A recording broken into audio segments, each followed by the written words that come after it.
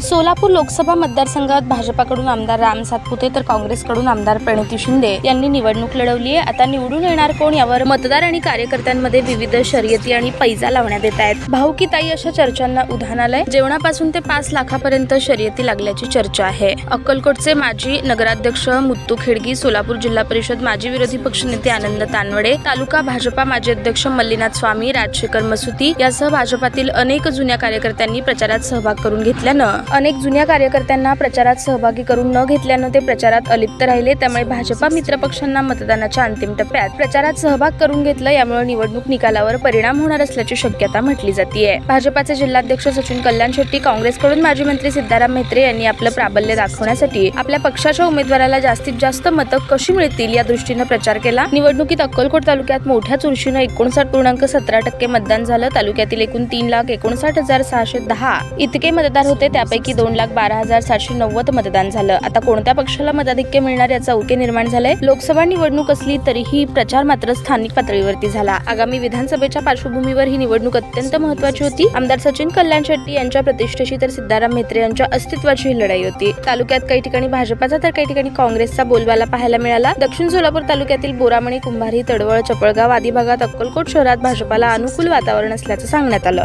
तर मुस्ती, वळसंग, मैंदर्गी, सलगर, दुधनी, जेऊर, तोळनूर, नागणसूर या भागात काँग्रेसला बळ मिळण्याची शक्यता आहे। वागदरी, करजगी, मंगरूळ, धोत्रीमध्ये समसमान मतदान झाल्याचा अंदाज आहे। भाजपानेही आमदार कल्याण शेट्टी यांच्या नेतृत्वाखाली आमदार सातपुतेंना मागील निवडणुकीप्रमाणेच मताधिक्य देण्यासाठी अक्कलकोटमध्ये प्रयत्न केले।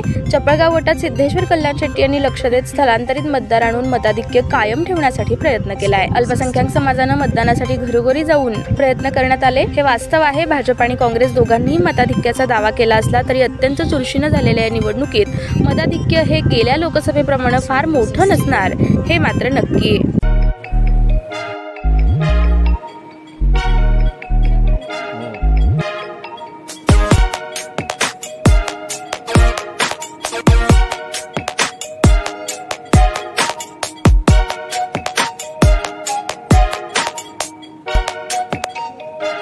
सोलापूर शहरातील सुप्रसिद्ध हॉस्पिटल म्हणजे सेंट्रल मल्टी स्पेशालिटी हॉस्पिटल मागील अनेक वर्षापासून सेवा बजावत आहे। 24 तास इमर्जन्सी सर्व्हिस, मॉडर्न टेक्नॉलॉजी, अनुभवी डॉक्टर्स तसेच अत्याधुनिक तंत्रज्ञान सुविधांनी सुसज्ज स्त्रीरोग प्रसूती विभाग, ऑर्थोपेडिक विभाग, मेडिकल विभाग आणि इतर एकमेव नाव म्हणजे सेंट्रल मल्टी स्पेशालिटी हॉस्पिटल।